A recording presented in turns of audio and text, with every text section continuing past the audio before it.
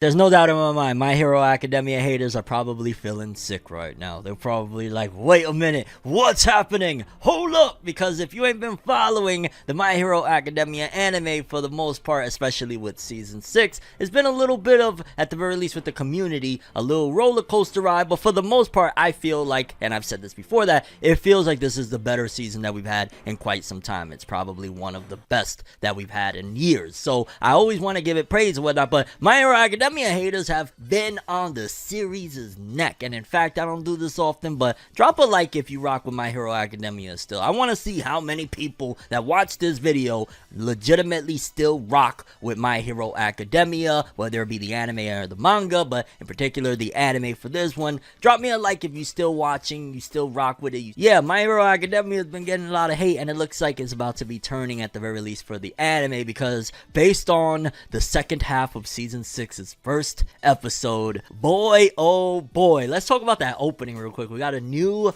opening by Eve, and I ain't gonna lie, the song is dope, but the visuals, I can't get enough of the visuals. And if you have not read the manga from My Hero Academia, yeah, you're gonna be very much so surprised, because the opening that they have, the new visual, it is dark. I mean, this is the darkest I've ever seen this series look, so much so that I feel like, wow, My Hero Academia, if you think about it, with Season 6 is clearly the most darkest season of the entirety of it, because the first half of this season was a war leading up until this episode that dun, dun, dun, dun. There's gonna be some spoilers here, folks. I warned you. We got some deaths. In particular, the biggest death though was Midnight. Midnight died after the battle against Gigantomachia and everything that went down, of course, against the Liberation Army, the League of Villains. Like, wow, oh wow. So not only do we have this really dark opening that showcases mainly Deku on his own, looking very fierce, looking very determined, but then on top of that, you jump into this episode and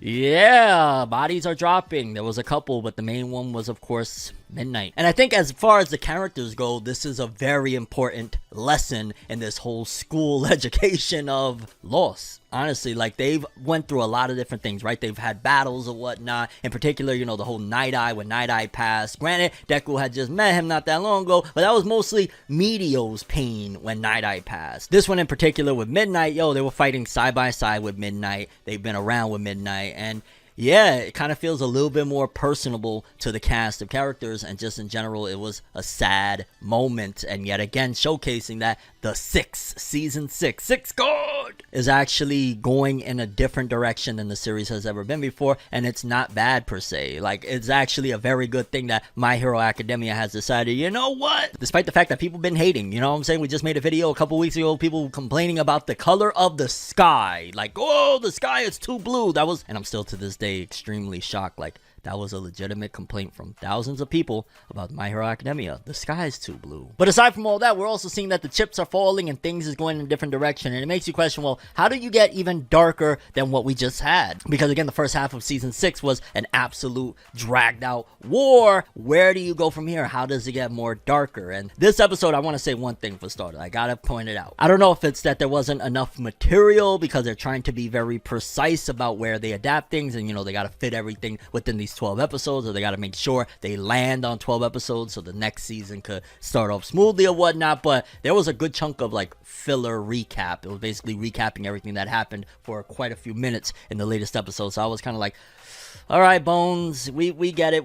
You're padding for time, and at the end of the day, decided not to bring the Mob Psycho 100 anime staff over. I see what we're doing here, because there's like no reason for that. Like, hey, why are you telling us? I mean, granted, there was like a week of a break, but geez Louise, do we really need a recap already? Like, for crying out loud. Thankfully, it wasn't the entirety of the episode, though, because that would have really been just like no bueno. I would have actually been legitimately disappointed. Like, that would have been like, I don't know, when Hunter x Hunter would do that every 25 episodes. Here's a recap. Like, don't want the recap. Also, something huge to note as well is where again is the direction of this series going, considering the fact that the liberation portion of the army that was fighting against the heroes or whatnot has been captured, including people from the League of Villains. Like, a lot of people got captured as well, and it seems as though moving forward, the reason why this whole thing is getting darker, yes, I'm twisting it all back in, don't worry, I got you, I'm an author, is the simple fact that now a lot of the more small tier or things that aren't going to be a part of the overall arcing thing that is All For One, that has pretty much been the mastermind of a lot of different things, now they've been removed out the way, because essentially the heroes are triumphant in the war. There was, what did they say, like 14,000, some 16,000, ridiculous number of people that were defeated and captured or whatnot, and it was only about 100 and something villains that managed to escape alongside Gigantomachia and Shigaraki. Well, Shigaraki, because of course, you know, All For One decided, hey, we don't like the plot that everybody else is liking, I'm taking over, I'm Kaguya All For One. Ugh. And by no means is it anywhere near the ballpark of how they just pulled Kaguya out. I'm just saying, like, All For One decided he's taking over, and that's why things is getting a lot darker now, because now the threat is not necessarily going to be these, you know, misfits that society has casted out, like how we've been beforehand with even, you know, Destro is a little bit of a different circumstance. I guess you could throw the argument, like, I mean, he was following a blueprint that was left behind for him, but he wasn't necessarily like the total evil. In fact, more so, it's starting to point that despite the fact that we've seen everything with Shigaraki, right? We've seen him destroy, we've seen him do a lot of devious things, the League of Villains in general, the Liberation Paramount Army, all of that stuff, we've seen all of them, but in comparison, it feels like the true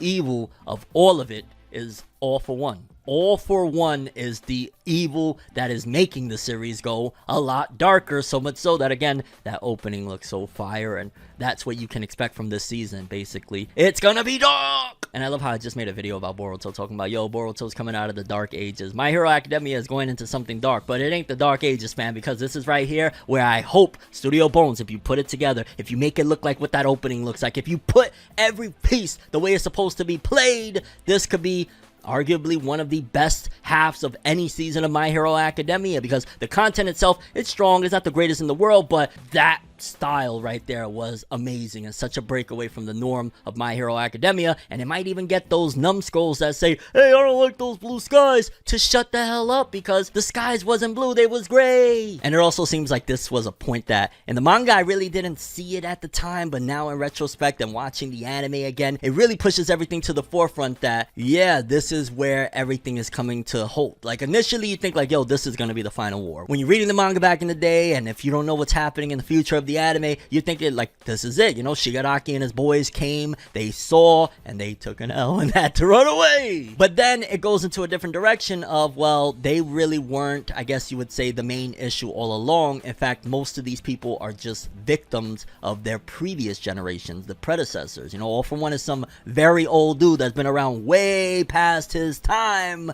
These are the ones that are the actual problems. In fact, if you look at it and compare it in terms of evil, like Shigaraki, he's evil, right? He's doing a lot of evil things, but essentially it's that he's a victim and was maneuvered and brainwashed into being that bad guy. Destro, he's following a blueprint of, hey, you know, Destro was that dude, I gotta follow his mantra, I gotta follow that whole ideology. All For One, to our knowledge, unless he's going off of comic books, has no blueprint, has no predecessor, has nobody that is brainwashing him to do things. He is the problem. But I'm definitely curious, for starters, if you're a My Hero Academia hater, if you legitimately don't like the series anymore, or at some point you just lost your love for it or whatever, does this look like it could put it on the right track? For some reason, honestly, with this opening and what I know the rest of the season is going to have, I feel like this could actually put My Hero Academia in a different zone. And I think also at the time, maybe Horikoshi recognized that, okay, maybe I am losing a little bit of people's interest. Maybe I gotta shake things up. Maybe My Hero was very bright and all of that good stuff. Let's take it into a different path. And